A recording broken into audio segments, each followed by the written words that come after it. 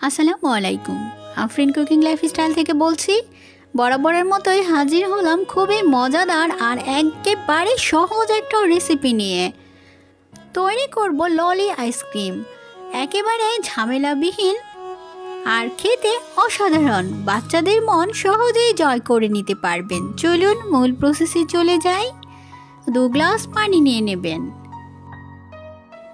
ঘরে থাকা Glucon D নিয়ে নেবেন। পরিমাণের চেয়ে বেশ কিছুটা বেশি দিয়ে দেবেন, যেহেতু ললি তৈরি করছেন। আমি 2টো ফ্লেভারে তৈরি করছি, তাই আরেকটা গ্লাসে নিয়ে নেবেন ম্যাঙ্গো ফোস্টার। এটাও পরিমাণের চেয়ে বেশি দিয়ে দেবেন, কেননা ললিটা খেতে ভালো লাগবে। এখন খুব ভালো করে মিশিয়ে নেবেন। চাইলে চিনি দিতে পারেন, আমি চিনি ছাড়াই তৈরি করছি। এখন একটা আইসক্রিমের মোল্ডে ঢেলে দেবেন।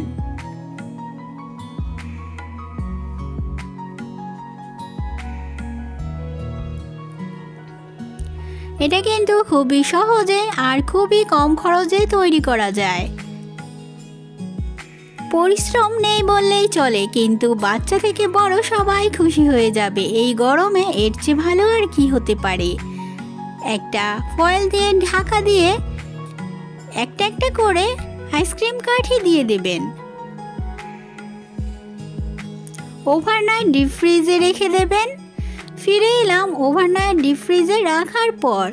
এটা কিন্তু এভাবে খুলে আসবে না, অবশ্যই একটা পানির পাত্রে বসিয়ে দেবেন।